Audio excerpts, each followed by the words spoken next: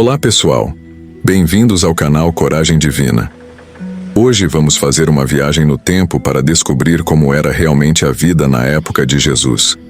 Preparem-se, porque algumas dessas informações vão deixar vocês de queixo caído.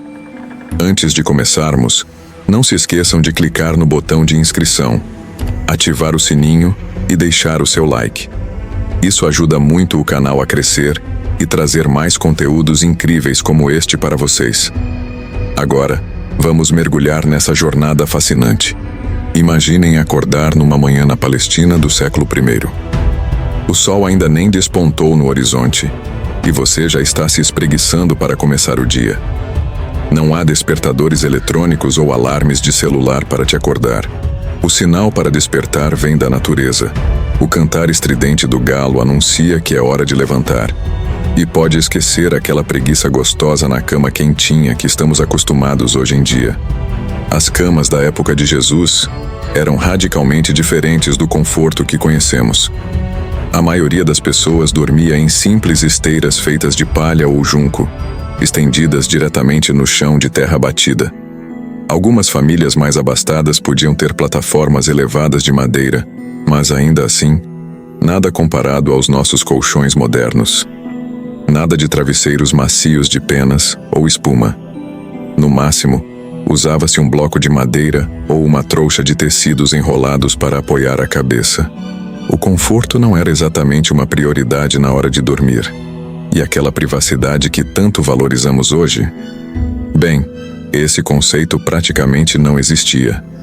As casas geralmente tinham apenas 1 ou 2 cômodos, e famílias inteiras, pais, filhos, avós e às vezes até tios e primos compartilhavam o mesmo espaço para dormir. Imagine só, todos juntos, lado a lado, em esteiras no chão. Nada de quartos individuais ou camas separadas. Ao levantar, nada de um banho quente relaxante para começar o dia. A água era um recurso precioso, usado principalmente para beber e cozinhar. A higiene matinal se limitava a uma rápida lavagem de rosto e mãos. Hora do café da manhã. Mas calma lá, nada de pão quentinho e crocante da padaria da esquina ou leite gelado tirado da geladeira. O desjejum da época de Jesus era bem diferente e consideravelmente mais simples do que estamos acostumados. O café da manhã típico consistia em alimentos básicos e de fácil conservação. O pão era um item fundamental, mas não era o pão fofo e macio que conhecemos. Era um pão achatado, denso, feito de grãos integrais como cevada ou trigo, assado em fornos comunitários ou em pedras quentes.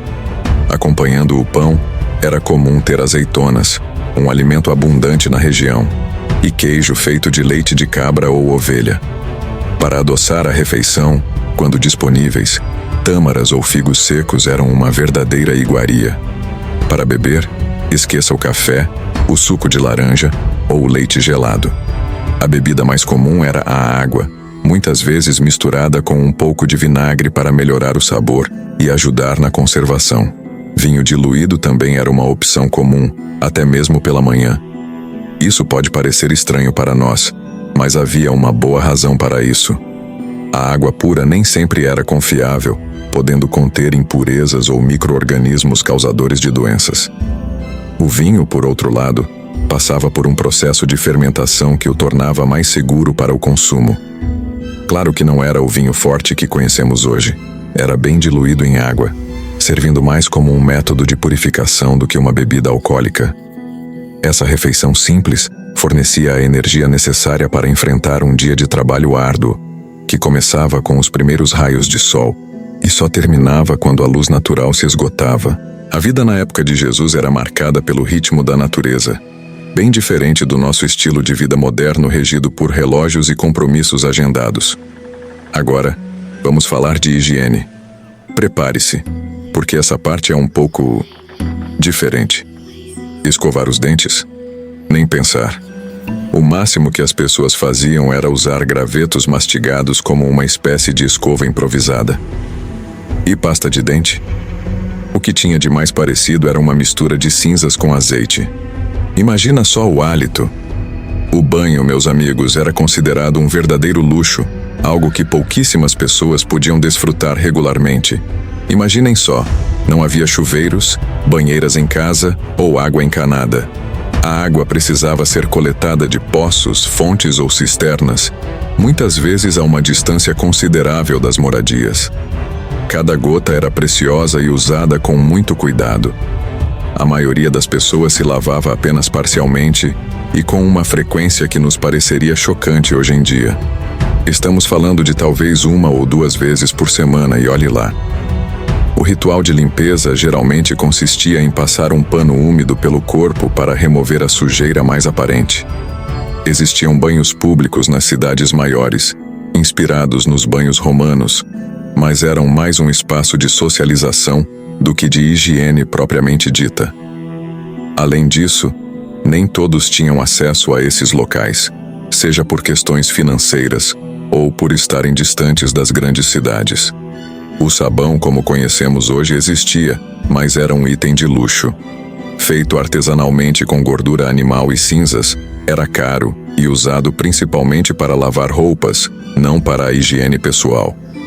Para limpar o corpo, as pessoas usavam alternativas interessantes. Uma prática comum era o uso de azeite de oliva. Isso mesmo, o mesmo azeite usado para cozinhar.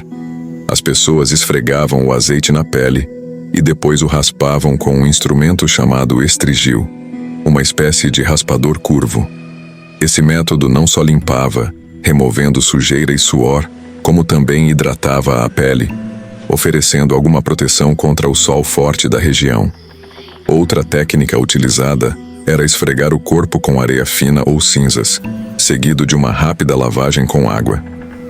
Essas substâncias agiam como uma espécie de esfoliante natural. Para o cabelo, usava-se uma mistura de óleos e ervas aromáticas.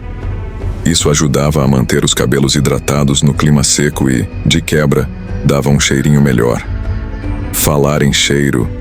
Bem, vocês podem imaginar que com banhos tão esporádicos e métodos de limpeza tão diferentes, o aroma das pessoas nem sempre era dos mais agradáveis, para dizer o mínimo. O suor, a poeira, o trabalho físico intenso sob o sol escaldante da Palestina, tudo isso contribuía para um cheirinho que, digamos, não seria muito apreciado nos dias de hoje.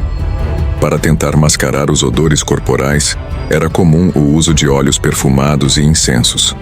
As pessoas mais abastadas podiam comprar perfumes caros, feitos com especiarias exóticas. Já o povo comum se contentava com ervas aromáticas locais como hortelã, alecrim ou lavanda, que eram esfregadas no corpo ou nas roupas. É importante lembrar que os padrões de higiene e o que era considerado um cheiro aceitável eram muito diferentes dos nossos.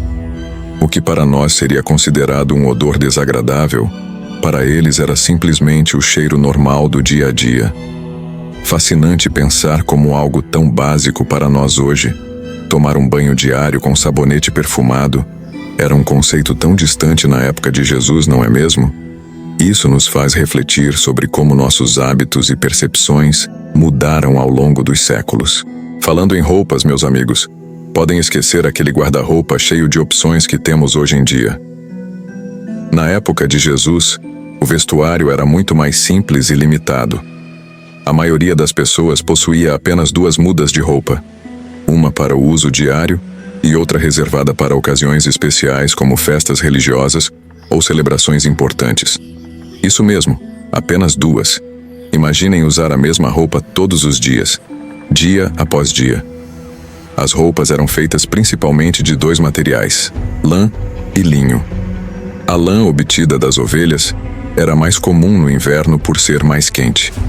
Já o linho, feito a partir da fibra do linho, era preferido no verão por ser mais leve e fresco. A produção dessas roupas era um processo demorado e trabalhoso, desde a obtenção da matéria-prima até a tecelagem e a costura final. O estilo das roupas era bastante simples. Para os homens, a peça principal era a túnica, uma espécie de camisola longa que ia até os joelhos ou tornozelos. Por cima, usava-se um manto, que servia tanto para proteger do frio quanto como cobertor à noite.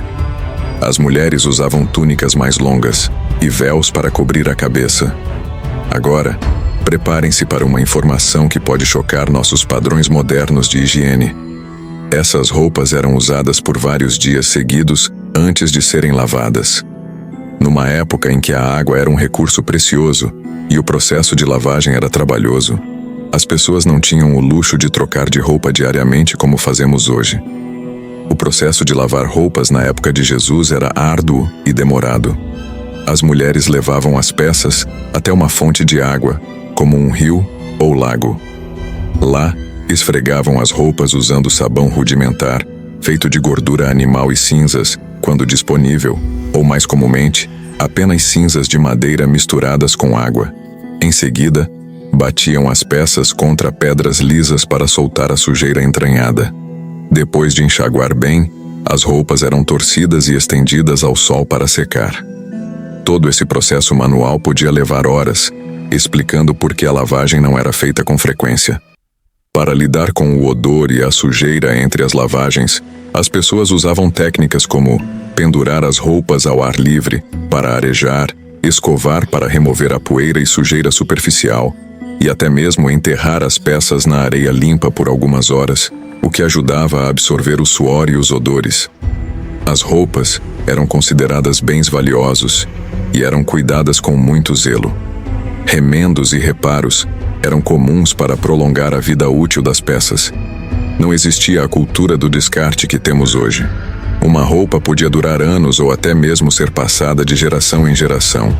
Cores vivas e tecidos tingidos eram um luxo reservado aos mais ricos. A maioria das pessoas usava roupas em tons naturais da lã e do linho, brancos, cremes e marrons. Apenas em ocasiões muito especiais é que se via roupas mais elaboradas ou coloridas. Essa simplicidade no vestuário refletia não apenas as limitações materiais da época, mas também valores culturais e religiosos que priorizavam a modéstia e a praticidade sobre a ostentação. Uma grande diferença em relação à nossa cultura atual, não é mesmo? O trabalho começava cedo e era pesado. A maioria das pessoas eram agricultores ou artesãos. Imagine trabalhar sob o sol escaldante da Palestina, sem protetor solar, sem óculos de sol, sem água gelada. E as ferramentas? Nada de máquinas modernas. Tudo era feito na força do braço mesmo. As mulheres tinham uma rotina ainda mais puxada. Além de ajudar nos trabalhos do campo ou nas oficinas, elas cuidavam da casa, das crianças, cozinhavam, teciam, faziam cerâmica. Ufa, só de pensar já cansa, não é? E quando chegava a hora do almoço? Nada de restaurantes ou delivery. A refeição principal do dia era preparada em casa, geralmente um ensopado de grãos e vegetais, às vezes com um pouco de carne, que era um luxo para a maioria. Tudo era cozido em um fogo a lenha, que também servia para aquecer a casa. Falando em casa, vocês ficariam surpresos com as moradias da época. A maioria das pessoas vivia em pequenas casas de um cômodo, feitas de barro e pedra. O teto era de palha ou galhos cobertos com lama seca.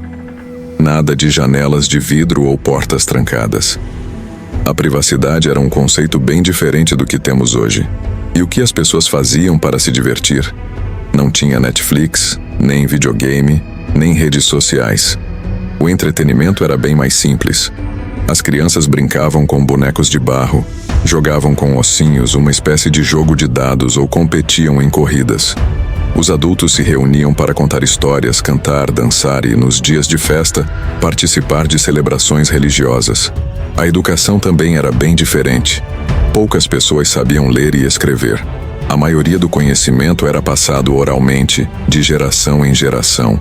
As crianças aprendiam um ofício com os pais ou eram enviadas como aprendizes para artesãos. A medicina da época, bem, digamos que era interessante. Muitas doenças comuns hoje eram fatais naquela época. Os médicos usavam uma mistura de ervas, orações e, às vezes, práticas que hoje consideraríamos bem estranhas. A expectativa de vida era bem menor do que a nossa. E quanto à lei e à ordem? Não existia polícia como conhecemos. A justiça era muitas vezes aplicada de forma bem direta e, digamos, um tanto severa. As punições para crimes eram bem mais rigorosas do que as de hoje. Agora imaginem como era viajar naquela época. Nada de carros, aviões ou trens. As pessoas andavam a pé, em jumentos, ou, se tivessem muita sorte, a cavalo. Uma viagem que hoje fazemos em poucas horas podia levar dias ou até semanas. Na época de Jesus, a comunicação era um verdadeiro desafio. Nada de telefones ou internet. As notícias viajavam na velocidade de um cavalo ou de um navio, geralmente por meio de cartas. Era comum esperar semanas ou até meses para receber notícias de um parente distante. Imaginem a ansiedade e a espera para saber como estavam seus entes queridos. Mas nem tudo era difícil. As pessoas tinham um senso de comunidade muito forte. Todos se conheciam nas pequenas vilas e cidades. As refeições eram momentos de reunião familiar e social. As festas religiosas eram grandes celebrações que uniam toda a comunidade. A relação com a natureza também era mais próxima. As pessoas conheciam bem as plantas, os animais, as estrelas. Elas viviam mais conectadas com os ciclos naturais, plantando e colhendo de acordo com as estações. A fé desempenhava um papel central na vida das pessoas. As crenças religiosas influenciavam todos os aspectos do cotidiano, desde a alimentação até as leis e costumes sociais. Então, o que vocês acham? A vida na época de Jesus era bem diferente, não é? Algumas coisas podem parecer difíceis para nós, mas outras talvez nos façam refletir sobre o que realmente importa na vida. E aí, pessoal, essa viagem no tempo foi incrível, não foi? Espero que vocês tenham gostado e aprendido tanto quanto eu ao preparar este vídeo. Antes de encerrarmos, quero lembrar vocês de deixarem nos comentários o que mais surpreendeu sobre a vida na época de Jesus. Sua opinião é super importante para mim e para o canal. Se você gostou desse conteúdo e quer mais vídeos como esse, não se esqueça de se inscrever no canal Coragem Divina e ativar o sininho. Assim, você não perde nenhuma novidade. Ah, e aquele like é super importante, viu? Ele ajuda o YouTube a recomendar nosso conteúdo para mais pessoas. Muito obrigado por assistirem até aqui. Até a próxima, e que Deus abençoe cada um de vocês.